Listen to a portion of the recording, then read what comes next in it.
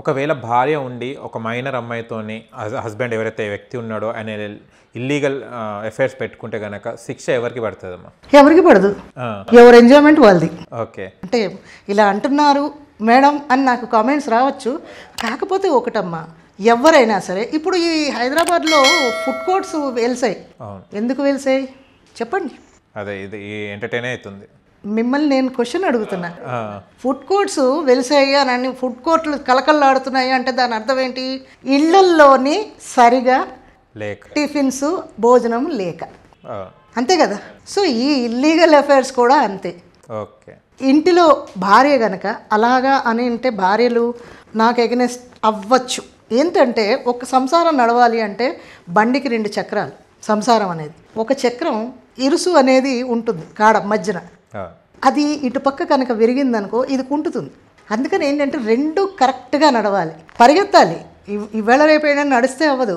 భర్త డ్యూటీ చేస్తున్నాడు, నేను ఇంట్లో హాయిగా కూర్చుని పిల్లలు నథింగ్, అవన్నీ పక్కన పెట్టండి. భర్త ఏం చేస్తున్నాడు అనేది చూడండి, ఎక్కడికి వెళ్తున్నాడు, ఏం చేస్తున్నాడు, ఆ స్వతంత్రం ఉంది కదా, అవన్నీ చూడాలి. చూసిన తర్వాత రెడ్ హ్యాండ్గా పట్టుకోండి. కోర్టులు కేసులు వెళ్ళక్కర్లేదు, మీరే ఇవ్వచ్చు. ఆడవాళ్ళకి ఆ రైట్స్ ఉన్నాయి. నీ భర్త కోర్టు దాకా దానికి ఫస్ట్ ఎవరిని కొట్టాలో తెలిసిన అక్కడ భర్తను కొట్టాలి.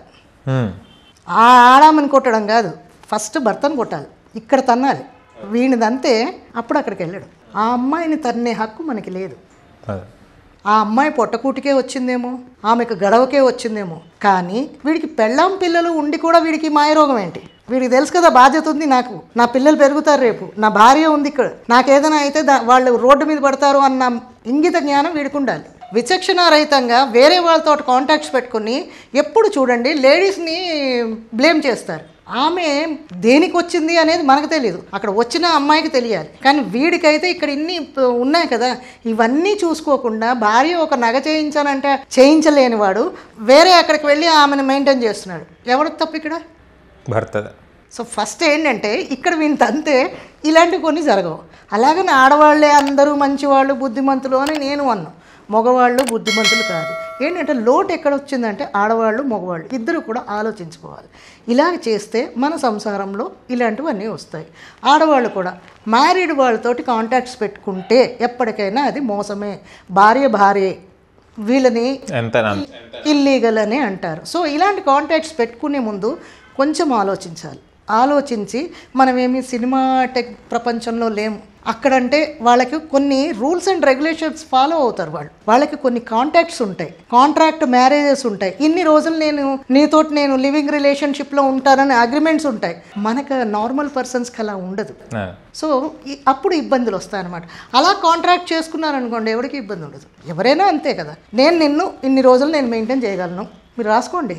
రాసుకుంటే ఇలాంటి కేసెస్ రావు, కోర్టు వరకు రావు, మీ ఫ్యామిలీకి ఇబ్బంది ఉండదు. ఫ్యామిలీకి ఇబ్బంది ఎందుకు ఉండదు అంటున్నానంటే ఈయన వెళ్ళినంత రోజులు డబ్బులు ఇస్తాడు, ఈమెకి అది తెలిసిందనుకో భార్య దగ్గరికి రావాలి, పిల్లలు ఉన్నారు కదా ఇటే వస్తాడు, ఆ అమ్మాయికి అన్యాయం అవుతుంది అక్కడ. సో అందుకని ఏంటంటే కాంట్రాక్ట్ రాసుకున్నారనుకోండి నీకు ఇస్తానన్నది నువ్వు తీసుకోవచ్చు, తర్వాత లీవ్ ఇట్. ఇప్పుడు అదొక ట్రెండ్ అయిపోయింది, ఫ్యాషన్ అయిపోయింది లివింగ్ టుగెదర్ అని. ఇల్లీగల్ కాంటాక్ట్స్ అని అనట్లేదు, సహజీవనం అంటున్నారు. ఇల్లీగల్ అనకూడదు, అది తప్పది.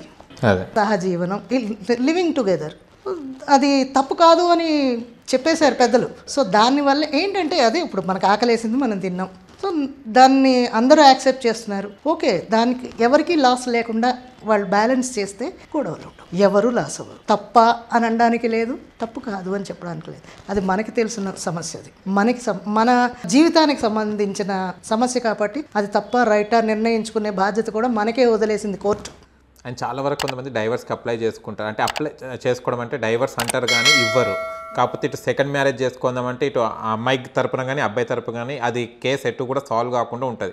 కేసు అంటే మనం అక్కడ కోర్టు దాకా వెళ్తే కేసు, అది లేకుంటే పెట్టకుంటే కేసు కాదు. ఈమె అక్కడ హాజరు కాదు, నేను ఇవ్వనని ఈమె అంటుంది, ఇవ్వనని ఆయన అంటాడు.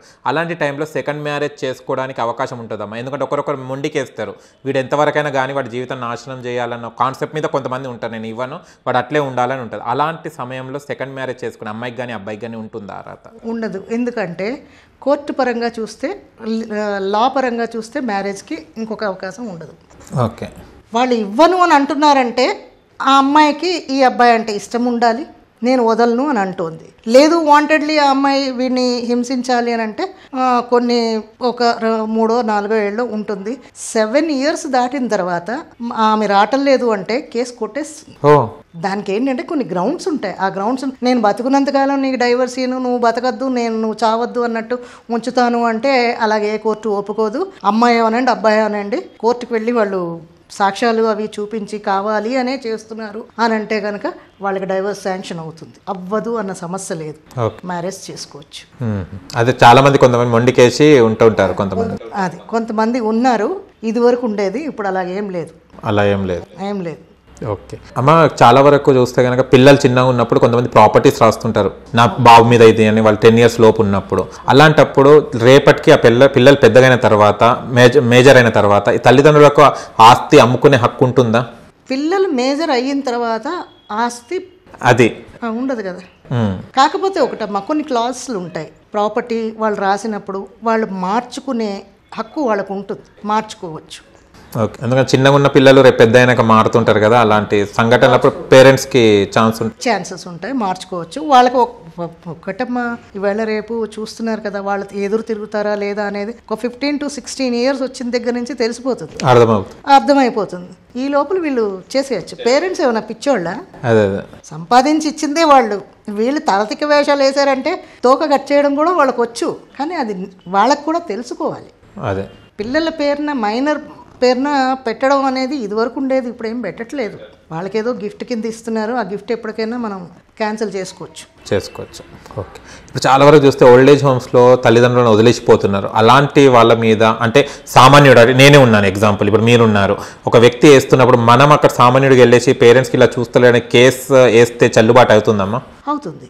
కాకపోతే ఆ ఎవరైతే అందులో ఉన్నారో ఆ పేరెంట్స్ అందరినీ, ఒకళ్ళైతే ఉండరు కదా, అందరి తరఫున మనం వేసుకోవచ్చు. కాకపోతే వాళ్ళని వాళ్ళ పిల్లలు చూడట్లేదా, నిజంగా చూడట్లేదా, వాళ్ళని అడగాలి మనం. ఓకే, లేదమ్మా మా వాళ్ళే పంపిస్తున్నారు మాకు డబ్బులు, వాళ్ళు ఇక్కడ ఉండలేక. ఇప్పుడు కొడుకుకి ఇష్టం, కోడలికి ఇష్టం లేదు.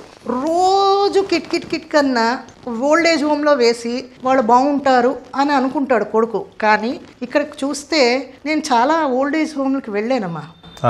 వెళ్తే పాపం వాళ్ళకి కొడుకు కోడలు పిల్లలు అంటే ఇష్టంగానే ఉంటుంది. కొంతమందికి ఏంటంటే కోడల దగ్గర ఏదో ఉంటాయి కదా, క్లాషెస్ వస్తాయి, దాంతో వాళ్ళు కొంచెం దూరం అవుతారు. కానీ కొడుకు దగ్గర ఉండాలి అనిపిస్తుంది. కానీ కొడుకు ఆఫీస్కి వెళ్తాడు, కోడలు ఆఫీస్కి వెళ్తుంది. వచ్చిన దగ్గర నుంచి అరుపులు అవి వింటే ఇప్పుడు బయటికి వెళ్ళి మనం జీవించే ఈ చిన్న జీవితం మంది 24 గంటల్లో 18-20 గంటలు వర్క్ చేస్తేనే కానీ మనకు కడుపు నిండదు. ఆ స్థితి ఇప్పుడులో మనం ఉన్నాం. వాడు వచ్చిన దగ్గర నుంచి మన గొడవలు పెట్టుకునే కన్నా ఎందుకులే అన్నట్టు వాళ్ళే తీసుకెళ్ళి జాయిన్ చేస్తున్నారు. కొన్ని మంచి హోమ్స్లో పెడుతున్నారు, అంటే స్టే హోమ్స్ లెక్క ఉంటున్నాయి. దాంట్లో కూడా డాక్టర్స్ అన్నీ ఉన్నాయి, బాగానే ఉన్నాయి. అలాంటి వాటిలో అయితే ఓకే. కానీ చూడకుండా వదిలేసి అనాథాశ్రమంలో వేసేసిన వాళ్ళ మీద మాత్రం కేసెస్ ఫైల్ చేయొచ్చు. ఎవరైతే పబ్లిక్ సిటిజన్ ఎవరైనా చేసుకోవచ్చు, వేయకూడదని ఏం లేదు. వాళ్ళ తరఫున ఎవరైనా వాదించవచ్చు, ఆ రైట్స్ ఉన్నాయి. కానీ తీసుకెళ్లే పర్సన్ కూడా కరెక్ట్ ఉండాలి. అందులో ఉన్న వాళ్ళు నిజంగానే బాధకి గురి అయిన వాళ్ళు అయి ఉండాలి. ఏదో మనం ఆషామోషిగా వేసేసామంటే కాదు అది. ఓకే, ఆయన చూస్తే కనుక రీసెంట్లీ యూట్యూబ్లో చూస్తే కనుక ఒక్క మతం మీద ఇంకో మతం వాళ్ళు చెప్పుకోవడం అవి జరుగుతున్నాయి, వాగ్దానాలు. అంటే దాని మీద ఎలాంటి అరికట్టడం ఉంటుందమ్మా? ఏమైనా యాక్షన్ తీసుకోవడం ఉంటుందా? అంటే ఒక మతం గురించి ఇంకో మతం కించపరిచి మాట్లాడడం, ఇలాంటి సభలలో కానివ్వండి, లేకుంటే యూట్యూబ్ ఉన్నది కదా అని మాకు ఎవరు లేరని మాట్లాడడం జరుగుతుంది. ముస్లిమ్స్ హిందూస్ ముస్లిమ్స్ని, క్రిస్టియన్స్ హిందూస్ని అలా జరుగుతున్నాయి కొన్ని. అలాంటి వాళ్ళ మీద చట్టం ఎలాంటి చర్యలు తీసుకోవచ్చమ్మా? చట్టపరంగా చూస్తే ఎవరిని ఎవరు కించపరచకూడదు అనే ఉంది మనకి, మన రైట్స్ ప్రకారంగా. సో ఎవరి ఇష్టం వచ్చినట్టు వాళ్ళు బతకచ్చు మన ఇండియాలో. సెక్యులరిజం మన ఇష్టం అన్నమాట. నీ మతం నీది, నా మతం నాది. కాకపోతే ఇక్కడ వచ్చిందల్లా ఏంటంటే నేనేదో చేస్తున్నా, ఇప్పుడు కాంపిటీషన్లా చేస్తున్నారు వాళ్ళు. ఏదో పూజ అప్పుడు వీళ్ళు మైక్ పెట్టారు కదా, ముస్లిమ్స్ ఏమో మేము ఫ్రైడే మైక్ పెట్టుకుంటాం, ఈ డిస్టర్బెన్స్.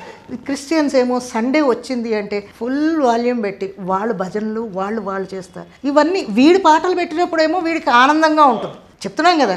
అప్పుడు వాళ్ళు బాధపడుతుంటారు. వాళ్ళకేదో హెడేక్గా ఉండొచ్చు, లేకపోతే బీపీ ఉండొచ్చు, లేదు ఏవో ప్యానిక్ డిసీజెస్ ఉంటాయి. సో ఇలాంటివన్నీ నచ్చవు. అలాంటప్పుడు ఏంటంటే వాళ్ళ మత పెద్దలు ఎవరో ఉంటారు కదా, వాళ్ళతోటి మాట్లాడుకుని ఇది ఇలా చేసుకుందాం అని అంటే ఏ గొడవలు ఉండదు.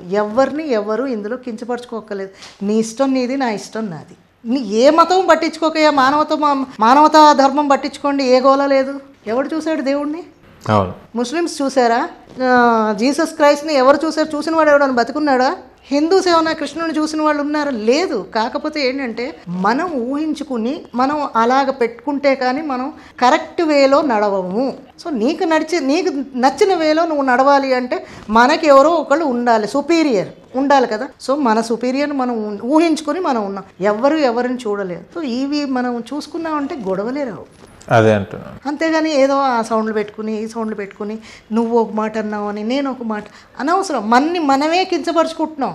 ఇది నిన్ను నేను కించపరుచుతున్నాను, హిందువుని నేను కించపరుచుతున్నాను, ముస్లిమ్స్ అనుకోవడం వేస్ట్. అది మనమే కించపరుచుకుంటున్నాం. నన్ను నేనే తిట్టుకుంటున్నట్టు అవుతుంది. అంతే. మనం అందరం ఒక దగ్గర ఉంటున్నాం. ఎక్కడెక్కడో వచ్చి ఇక్కడ మనం ఉంటున్నాం. మనమే ఉండట్లేదు. ఎక్కడెక్కడి నుంచో వచ్చిన వాళ్ళు ఉన్నారు. వాళ్ళ ధర్మాలు వాళ్ళు చేసుకుంటున్నారు. సైలెంట్గా వెళ్ళిపోతే ఏ గోల లేదు. ఇలాంటి చిన్న ఇష్యూస్ తోటి దీనివల్ల లబ్ధి ఎవరు పొందుతున్నారు? మీకు లేదు. సో ఇలాంటి వాటికి వెళ్లకుండా ఉంటేనే మంచిది. మతపరమైన గొడవలకు వెళ్లకుండా ఉంటేనే బాగుంటుంది. కానీ దీంట్లో కూడా కేసెస్ ఉంటాయి. ఒకళ్ళు కించపరుచుకోకూడదు. ఎవరి ధర్మం వాళ్ళ ప్రకారంగా వెళ్ళిపోవాలి. ఇవన్నీ మళ్ళీ వాళ్ళు అలా అన్నారు, వీళ్ళు ఇలా అన్నారంటే వీళ్ళ ధర్మం వాళ్ళు, వీళ్ళ వెనకాల ఉంటారు, వాళ్ళ ధర్మం. ఏ పని పాట లేదు అంటే ఇగో ఇలా పరిగెత్తుకొని తిరగాలి.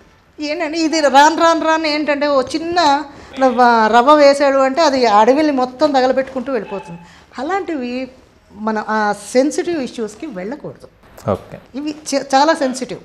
సో వెళ్లకుండా ఉంటే బాగుంటుంది. అందరు కలిసే ఉంటున్నారు. ఎవరి ధర్మం అది.